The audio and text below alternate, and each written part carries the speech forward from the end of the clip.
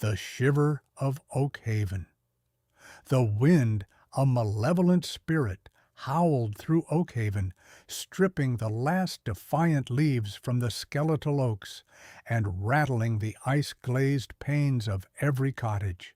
It wasn't merely cold, it was a bone-deep, marrow-sucking chill that had settled over the village weeks ago, promising a winter of unprecedented cruelty.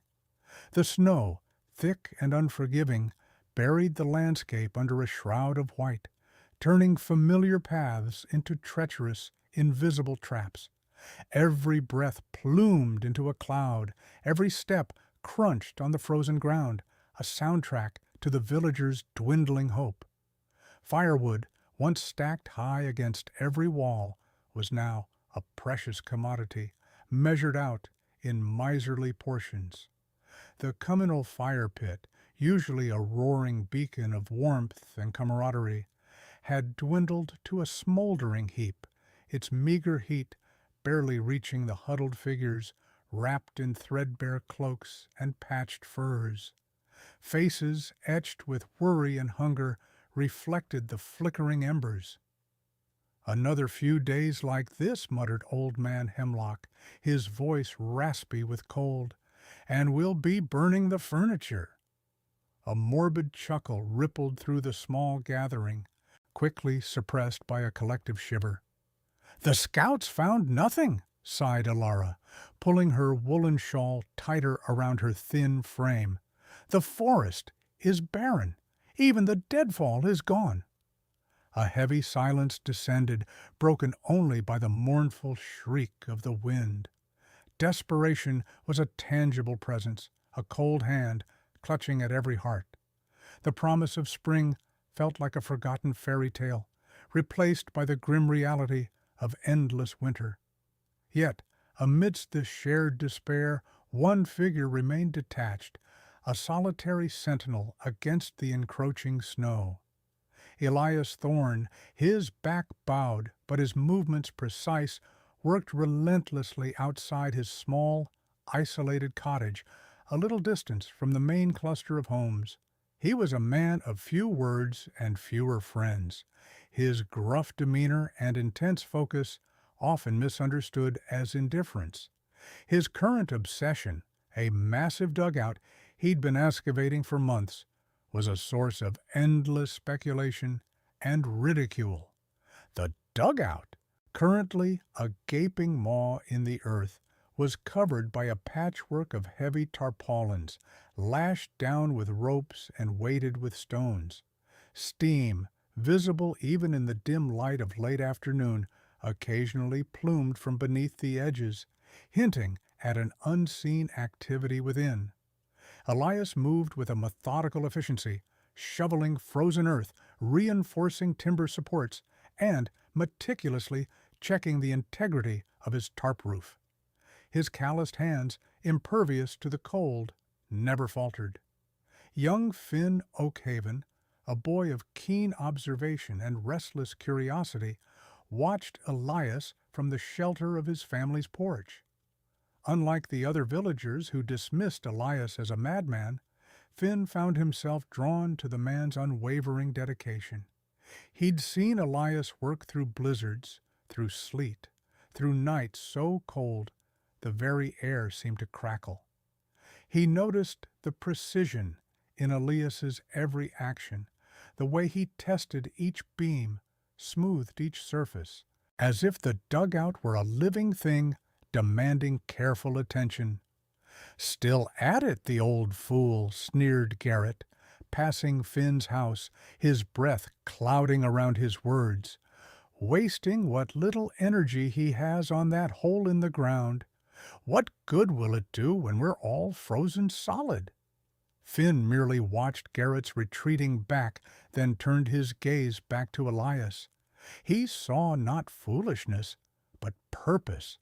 The rhythmic scrape of Elias's shovel against the frozen earth was a defiant counterpoint to the wind's lament. Finn had snuck closer to the dugout once, just to listen. He'd heard a low humming sound from beneath the tarps, and an odd, earthy smell, not unpleasant, but unfamiliar. He'd seen Elias emerge, face smudged with dirt, but with a peculiar glint in his eyes, a glint of absolute conviction. Elias straightened, pushing a stray lock of dark, ice-dusted hair from his forehead. His gaze swept over the village, not with resentment, but with a distant, almost analytical quality. He saw the shrinking woodpiles, the drawn faces, the dwindling fires. He felt the gnawing cold just as they did, but his response was not despair. His response was work, relentless and singular. He pulled a small, rough-hewn thermometer from his pocket, checked it, and then tucked it away with a small, satisfied nod. The numbers, though only he knew their true significance, seemed to fuel his resolve. He picked up a large, flat stone, its surface smooth from river erosion, and began meticulously fitting it into a gap in the dugout's outer wall. Each stone was chosen with care, each placement considered. It was a slow, painstaking process, but Elias seemed to draw strength from the meticulousness of it. He was building something, not just a hole in the ground, but a sanctuary, a defiance against the brutal indifference of the season. The ridicule of the villagers barely registered. Their words were like the wind, a temporary nuisance, easily ignored. What mattered was the integrity of the structure, the precise angle of the supports, the airtight seal of the tarps. Finn, shivering despite himself, saw a flicker of something in Elias's eyes, a momentary flash of something he couldn't quite name. It wasn't defiance nor pride, but a deep, quiet certainty. It made the boy wonder, made him ponder the purpose of such intense, solitary effort. What was Elias building, and why, in a winter that demanded warmth and community, was he burying himself in the earth? The questions churned in Finn's mind, a small spark of curiosity in the vast, cold darkness of Oakhaven. He felt a strange pull, a desire to understand what everyone else dismissed. He knew, with an instinct deeper than reason, that Elias Thorne wasn't just digging a hole. He was building something important. The sun dipped below the jagged horizon, painting the snow-covered peaks in hues of bruised purple and dying orange. Elias, silhouetted against the fading light, continued his work, the rhythmic thud of his hammer echoing faintly across the frozen landscape. The village fires dwindled further, their light unable to penetrate the gloom. Only Elias's dugout, a dark tarp-shrouded hump in the snow, seemed to pulse with a hidden energy, a silent promise in the heart of winter's brutal grip. A boy's curiosity. Finn's breath plumed in the frigid air, each exhalation a miniature cloud against the desolate landscape. He crouched behind a gnarled elder tree, its skeletal branches rattling in the biting wind, and watched Elias Thorne. The old man was a silhouette against the snow-dusted horizon, his movements precise, almost ritualistic, as he continued to excavate the earth. Finn had been observing him for days, drawn by an instinct that defied the village's collective scorn. Elias wasn't just digging a hole, he was crafting something with an intensity that fascinated Finn. Today, Elias was lining a section of the dugout's interior with what looked like tightly woven willow branches, not crude sticks, but carefully selected and prepared lengths. He then meticulously packed layers of dried moss and clay between the woven lattice and the raw earth, patting it down with a heavy, flat stone. Finn had seen him carrying strange materials, bundles of reeds from the frozen marsh, sacks of what looked like finely crushed stone, and even glistening dark chunks of something he couldn't identify. The villagers, however, saw only the futility of his labor, a desperate old man digging his own grave in the deepening snow. "Finn, what are you gawking at?" His father's voice, rough with the cold and a hint of impatience, startled him. Finn quickly straightened, trying to appear nonchalant. "Nothing, Pa, just looking." His father's gaze, narrowed against the sharp wind, swept over the distant figure of Elias. "Stay away from that crazy old man, you hear? He's lost his mind, out there digging in this weather. Don't need his madness rubbing off on you." He pulled his woolen scarf tighter around his face, his breath steaming. "We've got enough troubles without you chasing after shadows, boy. Come help with the wood. The fire's barely holding." Finn nodded, his heart sinking. He understood his father's worry, the palpable tension that had settled over Oakhaven like a shroud. The unprecedented cold snap had tightened its grip, turning the once familiar village into a hostile, frozen land. The first week of the deep freeze had been a shock. Now, weeks later, it was a siege. The communal stores were dwindling at an alarming rate, and the sounds of chopping wood, once a constant rhythm, had grown sporadic, replaced by the mournful howl of the wind.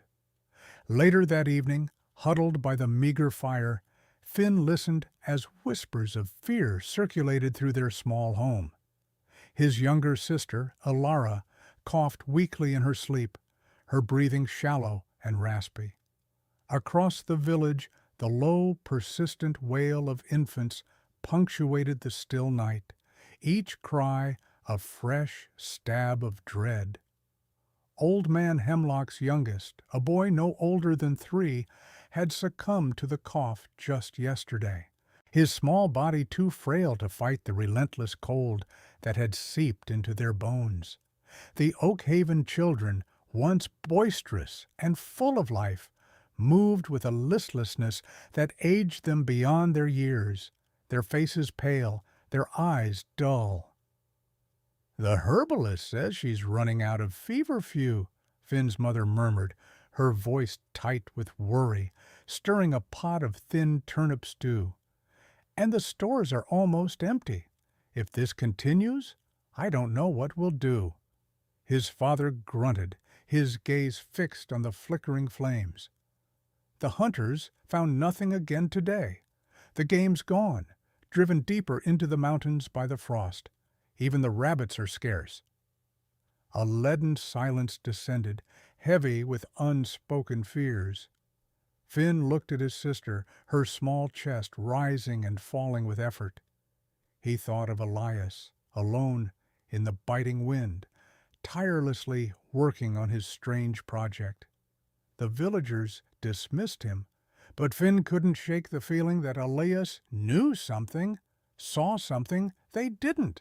There was a quiet determination in the old man's movements, a sense of purpose that stood in stark contrast to the despair that now gripped Oakhaven. His hands, though gnarled with age, shaped the earth with a strange grace, as if he were coaxing something vital from the frozen ground. Finn resolved to watch him again tomorrow, despite his father's warning. He had to understand. The answer, he felt, lay not in the dwindling resources or the fading hope, but in the unwavering focus of one solitary man. A desperate plea. The biting wind, a constant, unwelcome companion, whipped Elias Thorne's threadbare cloak around him as he trudged towards the elder's hearth. His usual solitary path, worn deep into the frozen earth by decades of reclusion, felt foreign beneath his boots today. His shoulders, usually stooped in the quiet pursuit of his subterranean project, were straighter, imbued with an uncharacteristic resolve. He carried nothing but the weight of his conviction and the faint, earthy scent of his dugout clinging to his clothes. The elder, Bran, sat by a meager fire, his face etched with the same worry that shadowed every face in Oakhaven. Several villagers huddled near him, their hushed voices punctuated by the occasional cough that echoed the epidemic spreading through the village. Finn, perched on a frost-dusted log near the edge of the circle, watched with wide eyes as Elias approached. He had never seen Elias willingly engage with the village council, let alone the elder himself. A tremor of anticipation, mingled with a familiar dread of what the villagers might say, ran through Finn. Bran looked up, his gaze narrowing as he recognized the figure emerging from the gloom. A ripple of discomfort, almost disdain, passed through the small assembly. "Thorn!" Bran's voice was flat, devoid of any warmth. "What brings you from your hole?" A few villagers chuckled, a dry, humorless sound. Elias ignored the barb, his eyes fixed on Bran's. "Elder," he began, his voice raspy from disuse, yet clear. "I've come about the children." His gaze swept over the pale, drawn faces of the villagers, imagining the ones tucked away in their freezing homes, struggling for breath. "The sickness! It's the cold, Elder. A fire isn't enough. Not anymore." Bran snorted, stirring the embers with a stick.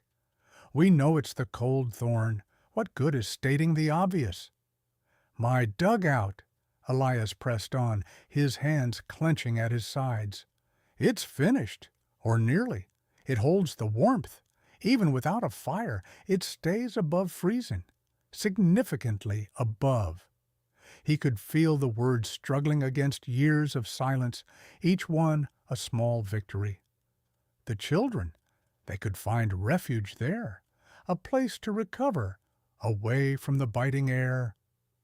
A silence descended, thick and heavy, punctuated only by the crackle of the fire and the distant mournful howl of the wind.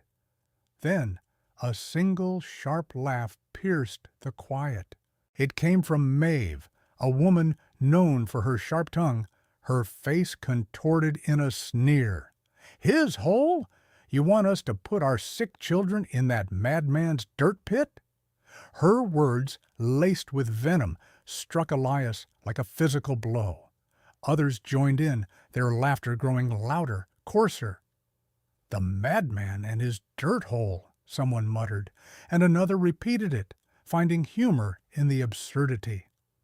"He's finally lost his mind completely," a man guffawed, wiping a tear from his eye.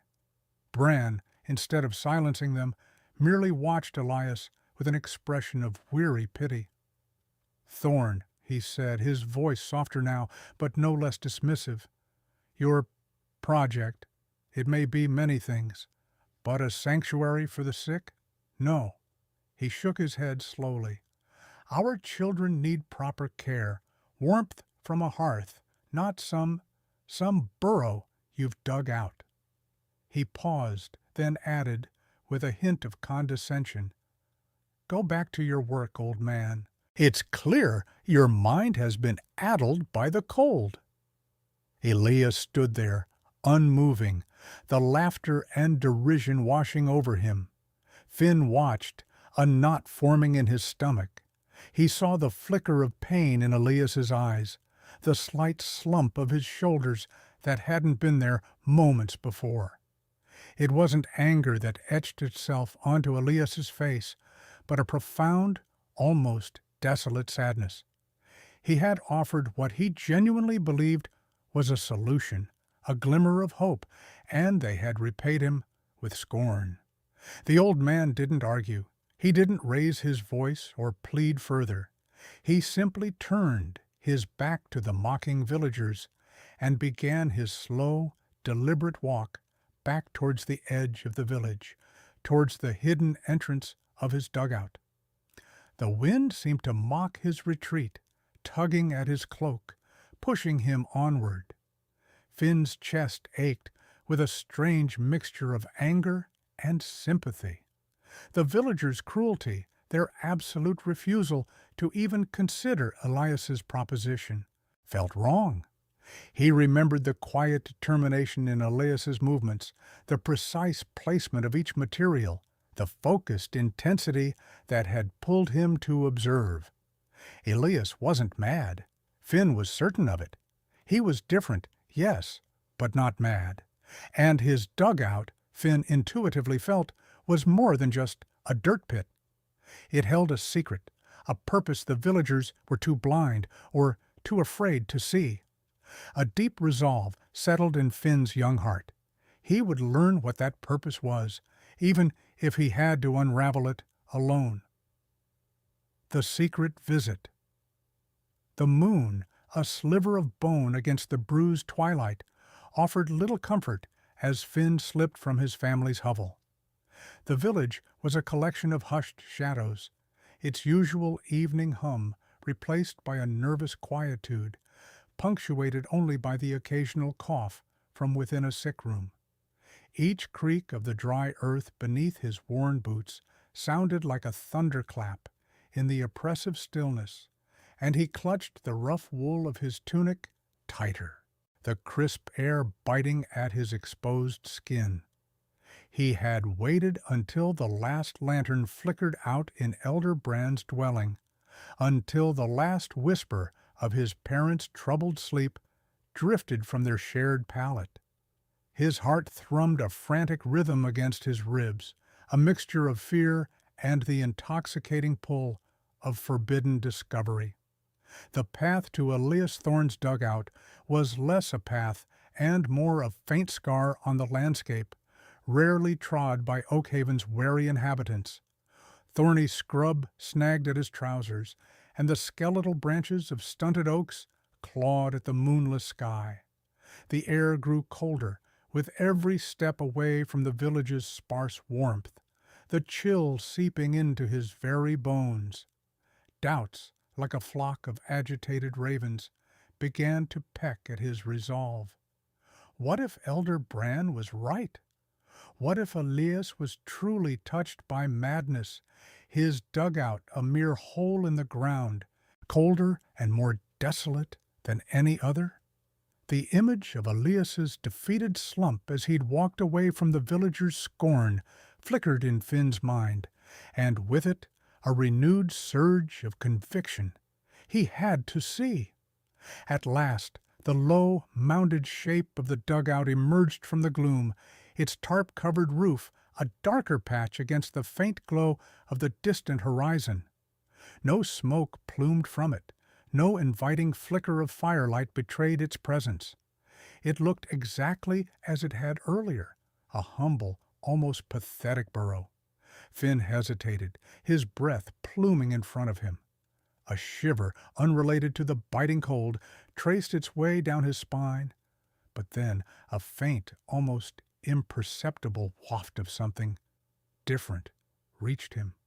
Not the pungent smell of wood smoke, nor the damp earthiness he expected. A subtle, almost sweet warmth. With a deep, fortifying breath, Finn pushed aside the heavy tarp covering the entrance. The air inside hit him like a soft, invisible wall. It was not merely less cold. It was genuinely, remarkably warm. A gentle, enveloping heat, like stepping into a sun-drenched hollow on a spring afternoon. His eyes, accustomed to the moon-drenched darkness, struggled to adjust. The interior was a cavern of deep shadow, but not absolute blackness. A faint, almost imperceptible luminescence emanated from various points, small, glowing stones perhaps, or something equally strange. Then a movement in the deepest corner. Elias Thorne sat cross-legged on a low stool, his usual stoop replaced by an unexpected straightness, a quiet intensity in his posture. He was not looking at Finn, but at a series of small, shallow bowls arranged on a makeshift shelf carved into the earthen wall. In each bowl, a wisp of vapor curled upwards, catching the faint light from the glowing stones. "Finn," Elias said, his voice a low rumble, devoid of surprise. "I knew you would come." Finn, still reeling from the unexpected warmth, could only stammer, It's warm." Elias finally turned. His eyes, usually downcast, now held a deep, knowing glint. "It is, and it will grow warmer still. These," he gestured to the bowls, "are my indicators, simple vessels of water showing the slow, steady rise of temperature." He picked up a small, smooth stone, almost radiating heat, from a pile beside him. "The earth, Finn, is a vast slumbering furnace. It holds the sun's embrace long after the sun itself has set. My dugout merely coaxes it out." Finn took a hesitant step further inside, the warmth a comforting presence against the lingering chill from outside. "But how?" Elias set the warm stone back down. "The ground beneath us, miles deep, is always warm, and the sun during the day bakes the surface. My design, the way I've layered the earth, the stones, the very shape of this dwelling, is meant to draw that heat up, to capture it, and to hold it. Like a vast, slow breath, the dugout exhales warmth, not smoke. It's an earth battery. Finn, storing the sun's energy, storing the planet's own heat, and releasing it when the world outside turns cold." He gestured vaguely to the walls. "No fire needed, no precious firewood burned, just the patient work of the earth itself." Finn gazed around the simple yet profoundly effective space. The villagers' derision, Elder Brand's dismissive sneer, it all seemed so distant, so utterly misplaced in this quiet, warm sanctuary. Here, in the heart of the earth, Elias Thorne, the mad recluse, was revealing a truth far more profound than any Oakhaven had ever dared to imagine. The truth revealed. A quiet energy vibrated within Elias's dugout, a stark counterpoint to the biting wind outside. Finn, still processing the revelation of the earth battery, observed Elias as he gestured around the small, fastidiously ordered space. "It's simpler than you might imagine, Finn, yet its implications run deep." Elias's voice, rough from disuse, held an undercurrent of excitement.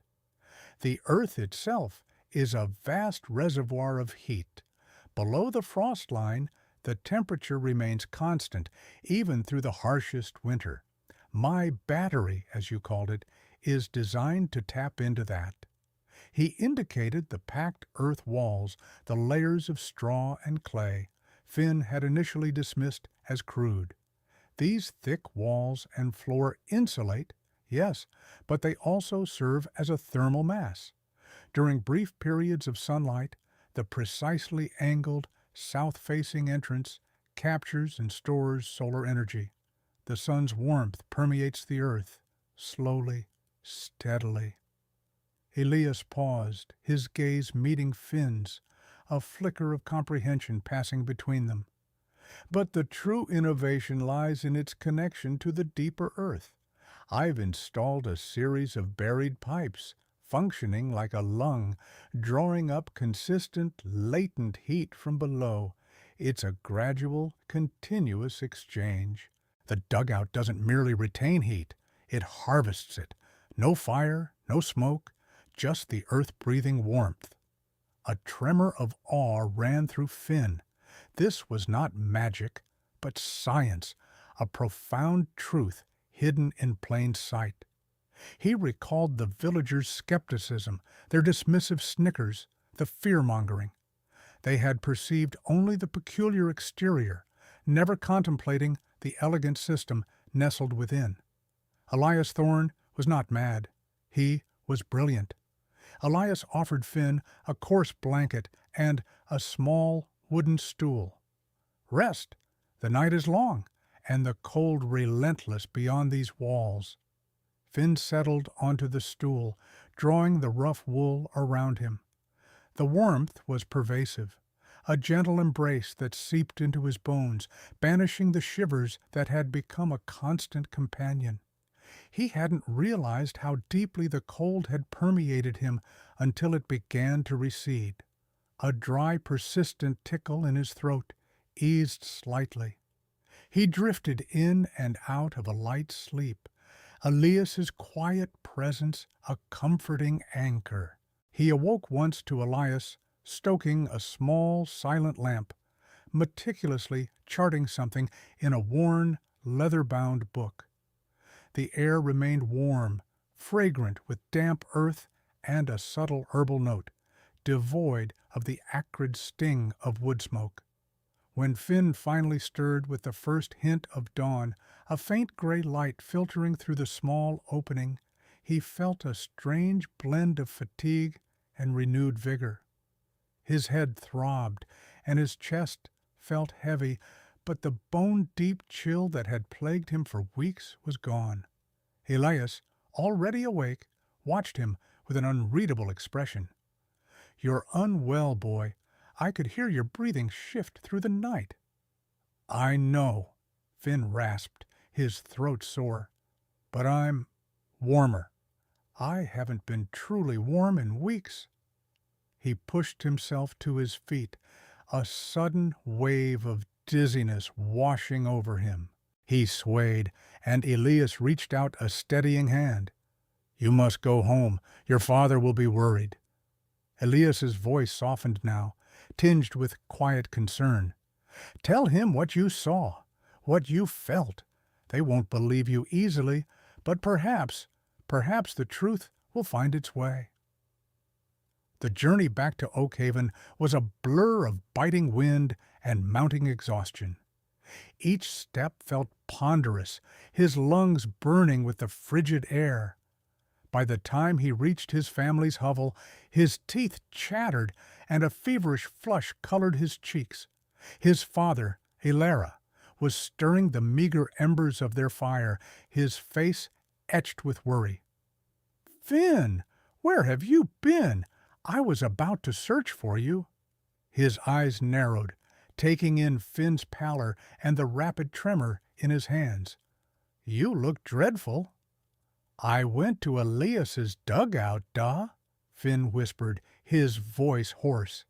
He collapsed onto the rough cot, shivering violently despite the proximity to the dying fire. Hilara's jaw tightened. "I told you not to go near that madman. Now look at you. You've caught a chill, wandering in the night."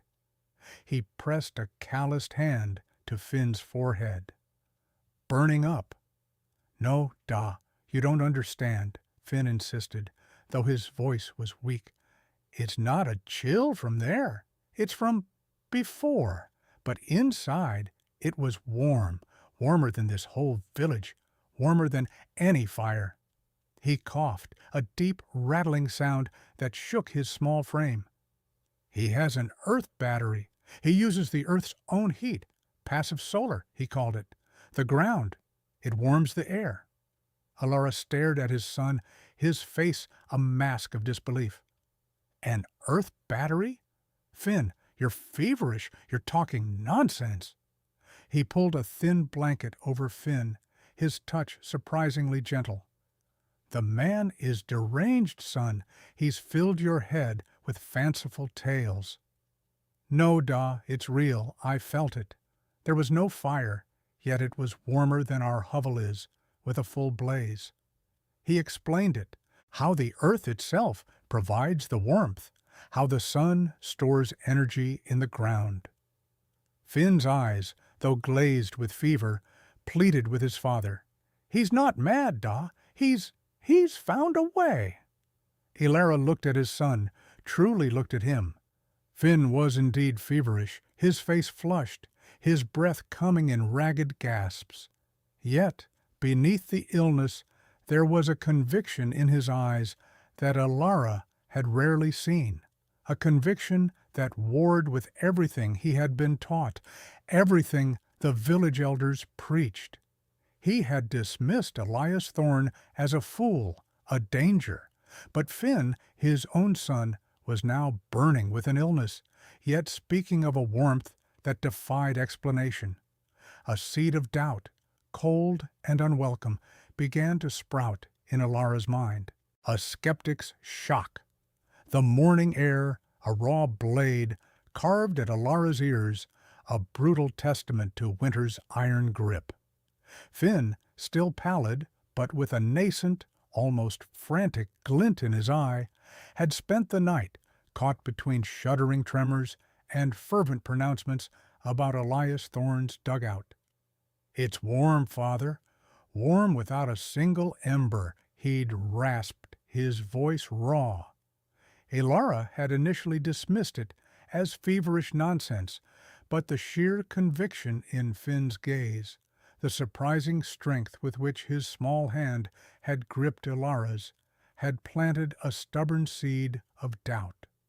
Now, with the sun a reluctant smear on the horizon, Alara found himself leading a small group towards Oakhaven's frost-rimmed edge. Beside him trudged Old Man Hemlock, his face a creased map of skepticism, and Maeve, the village's healer, her brow furrowed with a mix of maternal concern for Finn and an ingrained distrust of Elias. The wind tore at their cloaks, lashing them with the scent of pine and the cold promise of another unforgiving day. "Are you certain, Finn?" Alara grumbled, tightening his scarf. Finn, a small, determined bundle of furs, nodded vigorously. "More than certain. He has a way, an earth battery," he called it. The dugout, a humble mound of earth and tarp, seemed as bleak and unwelcoming as ever. Yet a slender curl of steam, almost imperceptible against the hoary landscape, ascended languidly from a small stone-ringed vent near the roof. Hemlock snorted. "Steam? From a forgotten kettle, perhaps?" Alara ignored him, his gaze fixed on the entrance, a low, shadowed opening barely wide enough for Finn. A tremor of apprehension ran through him, a primal fear of the unknown. But Finn's persistent tug on his sleeve propelled him forward. He ducked, pushing aside the heavy canvas flap. The first sensation wasn't warmth, but a profound quiet, an abrupt cessation of the wind's predatory howl.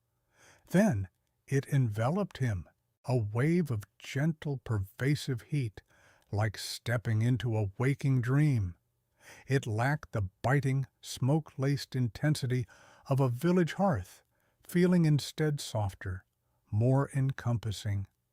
He straightened slowly, his eyes adjusting to the diffuse light filtering through scattered cracks in the ceiling. Elias Thorne stood at the center, a faint, knowing smile playing on his lips. He gestured around the surprisingly clean, compact space. "Welcome, Alara. And to you, elders," Finn spoke with conviction.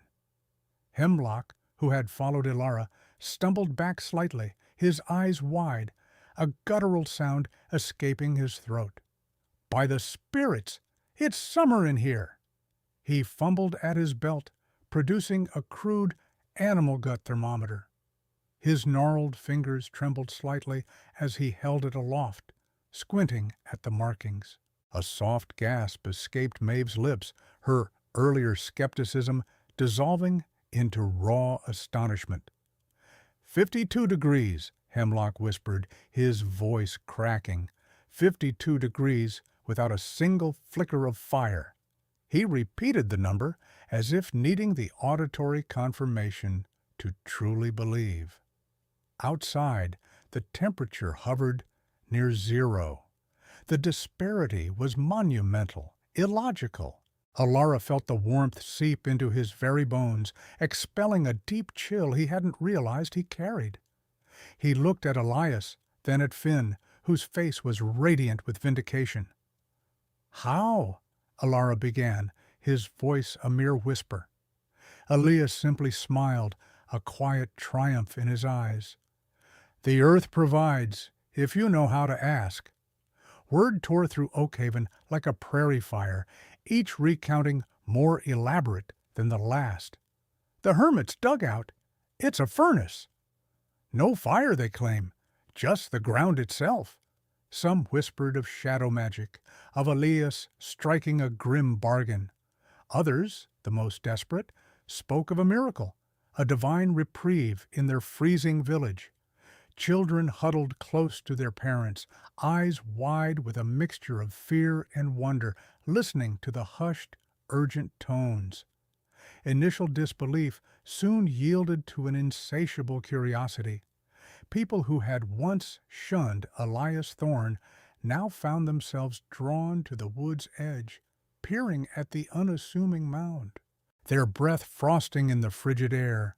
The dugout, once a monument to Elias's madness, had become a focal point, a bewildering beacon of warmth in a world consumed by ice. The villagers, shivering in their homes, stoked dwindling fires and debated. Was it witchcraft, a clever deception?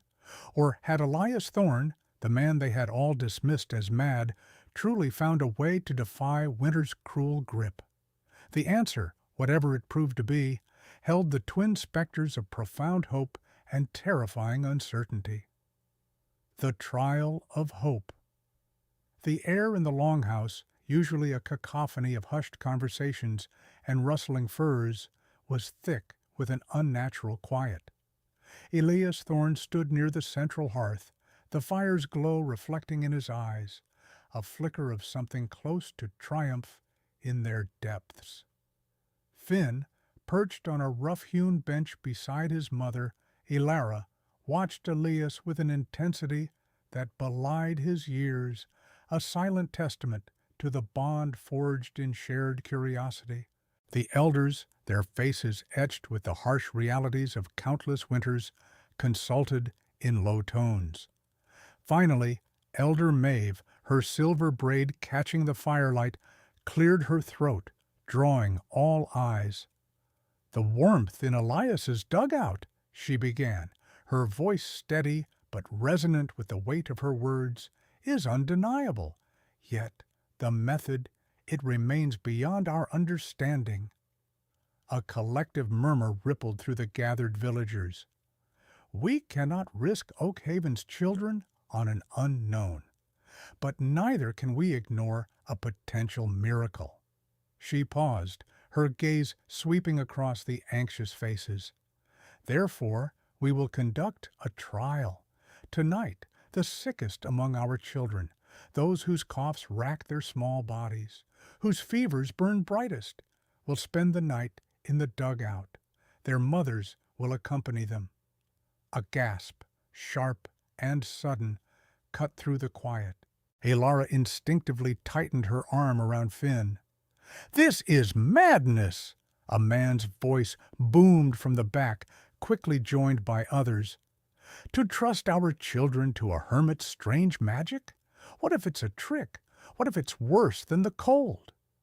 Elias remained impassive, a faint, knowing smile playing on his lips, a silent challenge to their fear. Maeve raised a hand, quelling the dissent.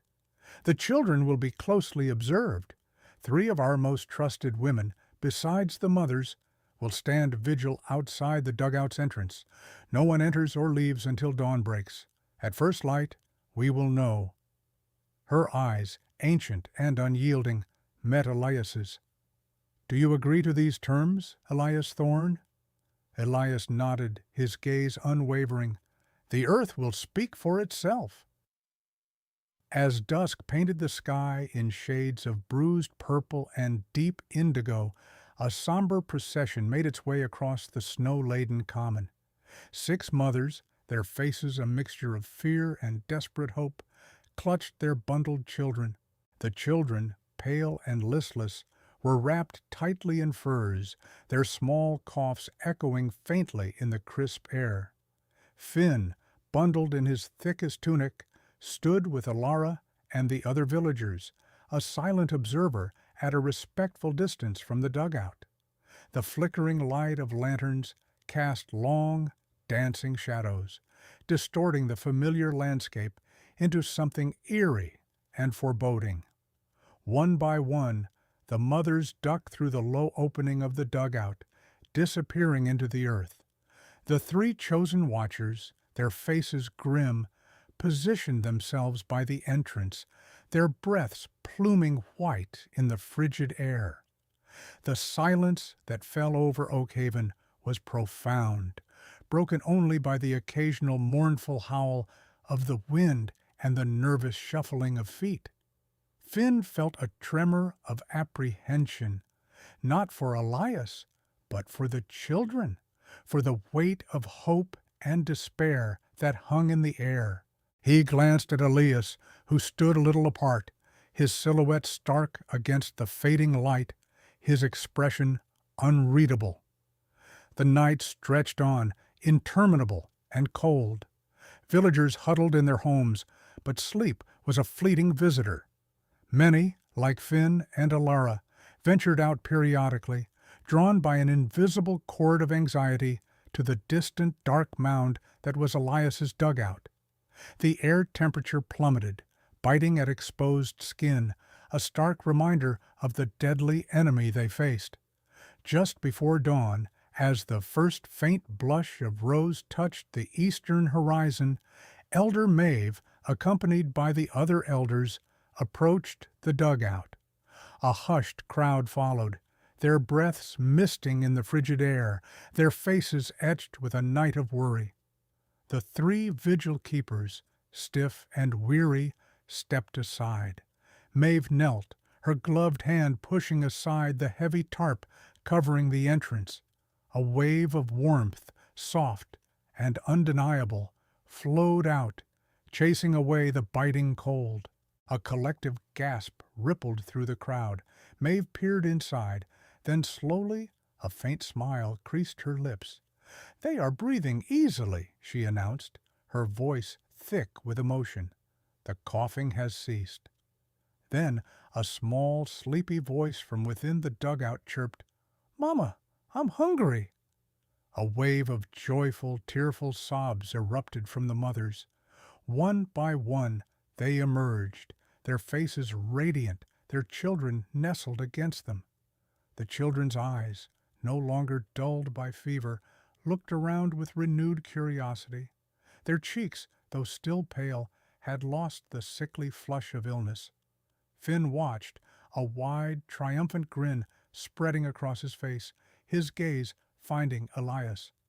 Elias met his eyes, his earlier knowing smile now more pronounced, a quiet vindication.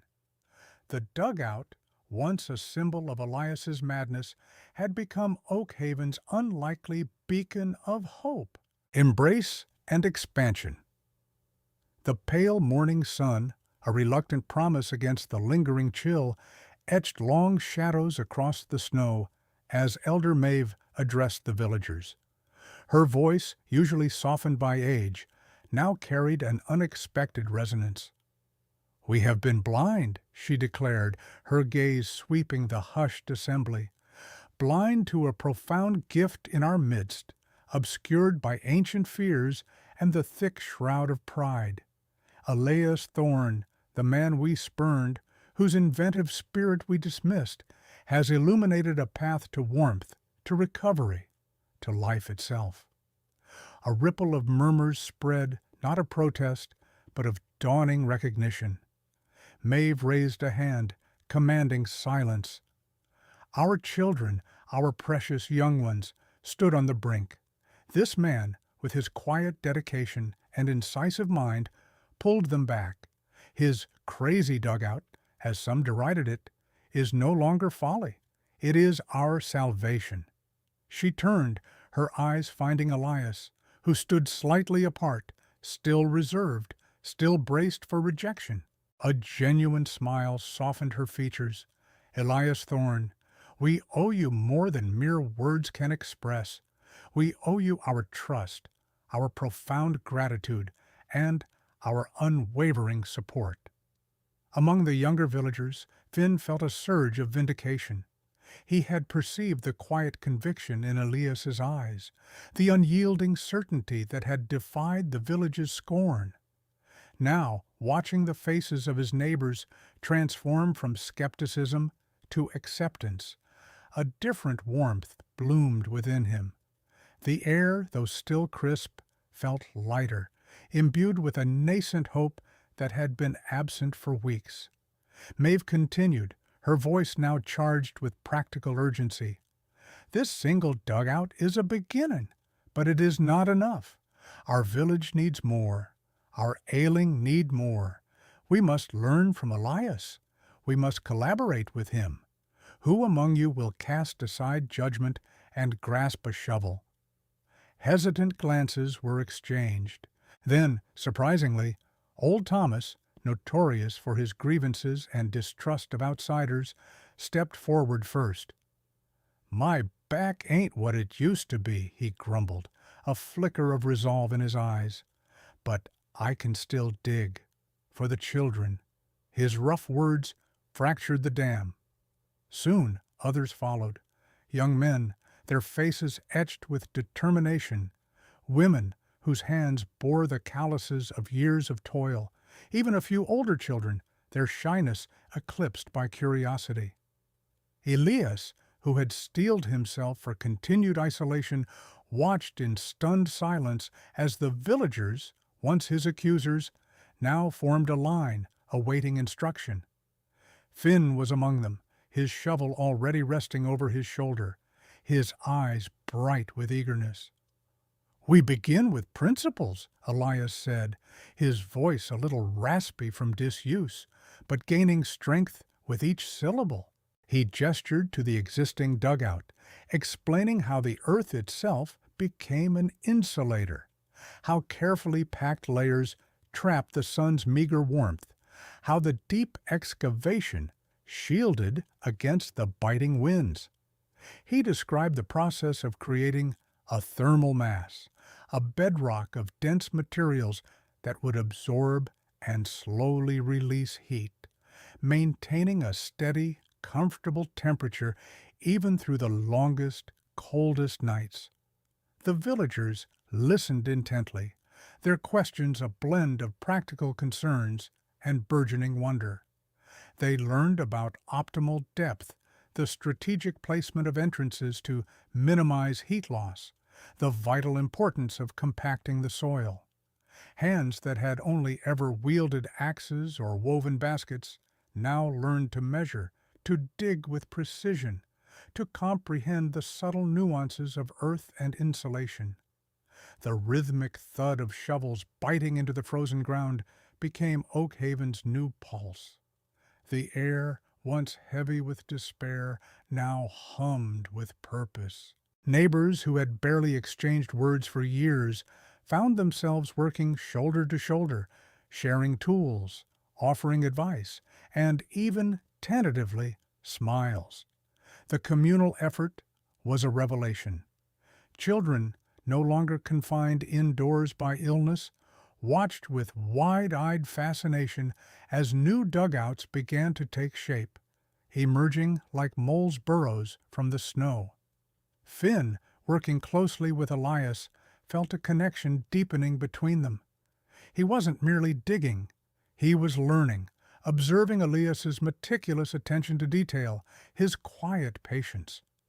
"It's like the earth itself is breathing warmth into us," Finn observed one afternoon, wiping sweat from his brow despite the chill. Elias paused, a rare, genuine smile touching his lips. "Precisely. Finn, we're not fighting the winter anymore. We're learning to live with it, to draw strength from the very ground beneath our feet." As the first new dugouts neared completion, a palpable shift occurred in the village. The fear that had gripped them loosened its hold. The prospect of losing more loved ones to the cold began to recede, replaced by a burgeoning belief in their collective ingenuity.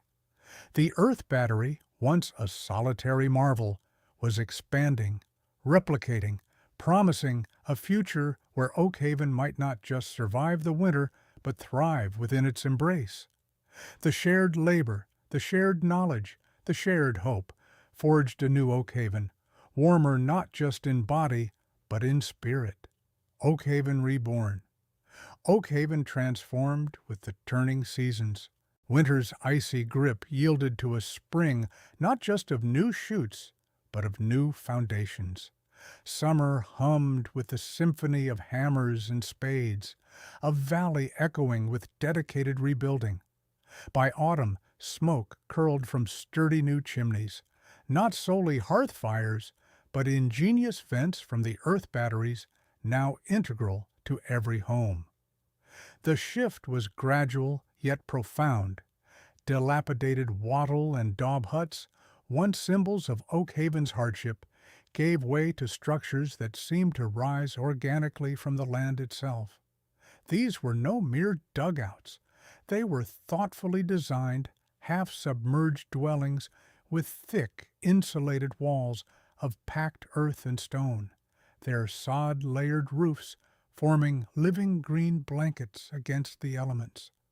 Windows, previously small and scarce, were now larger, strategically positioned to capture the low winter sun, warming interiors without sacrificing precious heat. A consistent, gentle warmth now permeated these new homes, a stark contrast to the biting chill that had once seeped into every dwelling. Families no longer shivered under threadbare blankets. Children played on floors that didn't numb their toes, their laughter echoing with a newfound freedom from constant cold. Elias Thorne, once the village's enigmatic recluse, shed his isolation. His hands, once calloused from solitary labor, now guided others. He moved through Oakhaven, no longer braced for judgment, but met with respectful nods and eager questions. Thomas, his initial skepticism long since melted, was often by his side, a willing apprentice, now dedicating his strong back to Elias's methods. Elias taught them the nuances of soil composition, the art of compacting earth for maximum insulation, the precise angles for solar gain, and the delicate balance of airflow within the earth battery system. His quiet explanations, once dismissed as crazy, were now absorbed with an almost spiritual reverence. He spoke of thermal mass, convection, and latent heat, concepts once alien, now understood as the very principles that kept their children warm and their families safe. Finn, now a strapping young man, remained Elias's most dedicated protege.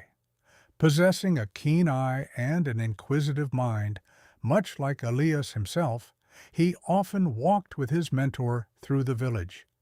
He'd observe subtle shifts in earth battery efficiency across different homes, note varying ground moisture levels, and discuss optimization for each structure. "The sun is a generous giver, Elias," Finn remarked one crisp autumn afternoon, watching a wisp of steam rise from a newly installed vent pipe. "But you taught us how to truly listen to its whisper." Elias smiled, a rare, genuine expression that softened the lines around his eyes. "The earth, Finn, she whispers too. We only needed to learn her language." Oakhaven became a marvel, a testament to ingenuity born from desperation. Travelers passing through would pause, captivated by the sight of these integrated homes, their green roofs blending seamlessly with the surrounding landscape. They spoke of a village that thrived, not despite harsh winters, but because it had embraced them, bending nature to its will with quiet intelligence. Word spread, and soon delegations from other struggling settlements arrived, seeking Elias's wisdom, eager to learn the secrets of Oakhaven's miraculous warmth. Elias, with Finn by his side, began to share his knowledge even further, traveling occasionally to assist in new constructions, always returning to the home that had once scorned him but now revered him. The once familiar sight of bundled figures shivering by meager fires vanished, replaced by a vibrant community, alive with the sounds of industry and contented domesticity. The children, so close to the brink in that terrible winter, now ran freely, their cheeks flushed with health, not frostbite. Oakhaven had not merely survived. It had been reborn, a warm, thriving beacon of sustainable living, all thanks to the man they had once called crazy. The legacy of Thorn. The seasons turned, melting winter's harsh dominion and ushering in a new era for Oakhaven. Finn, no longer the guileless boy who'd stumbled upon Elias's hidden world, now stood as his mentor's peer, a young man whose palms bore the honest calluses of labor and whose mind teemed with the earth's endless potential. He had transitioned from Elias's shadow to his indispensable aid, absorbing every lesson, every nuanced explanation of thermal mass and geothermal principles. Their days unfolded as a harmony of conceptualization and realization. Designs sketched on lamplit parchment transformed into the graceful contours of new earth dwellings. Finn observed Elias's face, still etched by sun and wind, but softened by the community's embrace, as he meticulously oversaw the construction of a new communal greenhouse. Its domed roof sparkled with embedded quartz, amplifying the sun's reach.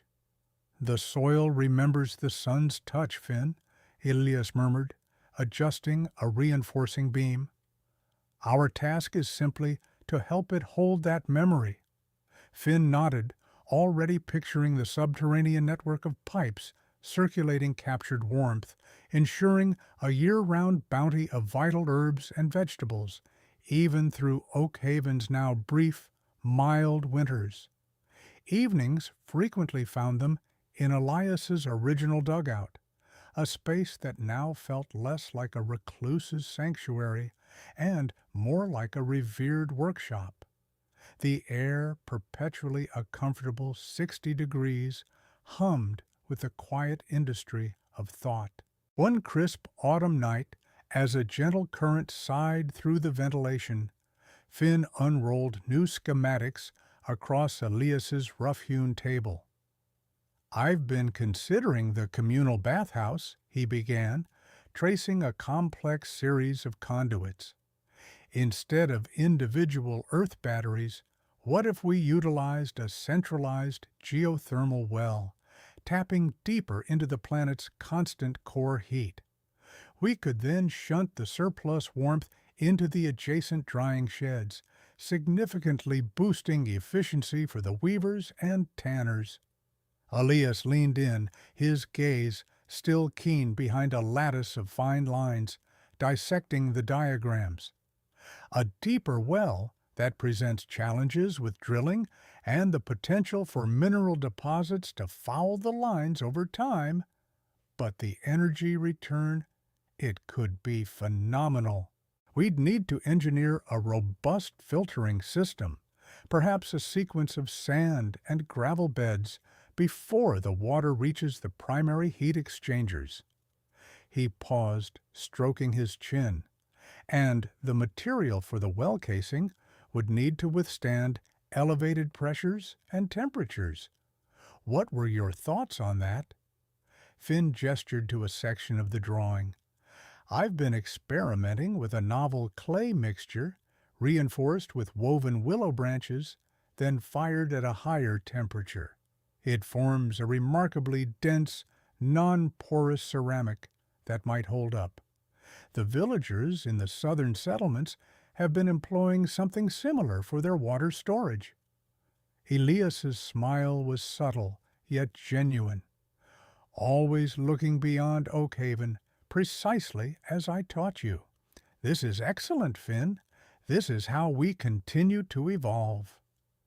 The tension lay not in disagreement between them, but in the relentless pursuit of excellence, the quiet impetus to innovate, to transcend the perceived limits of possibility.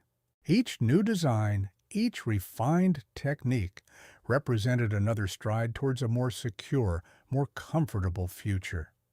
The following spring, Finn led a team of younger apprentices in excavating the deep well for the bathhouse, his instructions precise, his movements economical. He recalled the initial skepticism he'd encountered when he first championed Elias, and now he saw unwavering trust in the eyes of these young builders.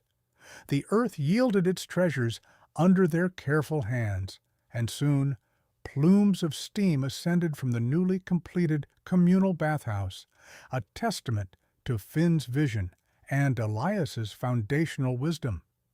The drying sheds, too, now operated with unprecedented efficiency, their air warm and dry, redolent with the scent of cured leather and freshly spun wool. Oakhaven pulsed with vibrant energy. From the highest vantage point on the surrounding hills, the village unfolded outward, a harmonious fusion of nature and ingenuity. The earth dwellings, their rounded roofs carpeted with wildflowers and grasses, nestled into the landscape like a scattering of ancient, benevolent mounds. Smoke, once a constant sign of hardship, was now almost absent, replaced by the subtle shimmer of heat escaping carefully engineered vents. Children, robust and healthy, chased each other across sun-drenched common areas, their laughter echoing off the smooth earthen walls of the schoolhouse. The central market buzzed with activity, its stalls overflowing with produce from the geothermal greenhouses. Craftsmen displayed their wares, their hands active in workshops kept warm by the earth's embrace.